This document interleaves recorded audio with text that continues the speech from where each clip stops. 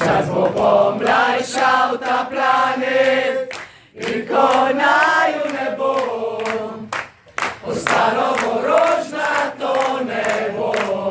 Čas bo ohranil budlu, vzel bo usta v stakru in ko naju ne bo, ostala bo duša, ne telo.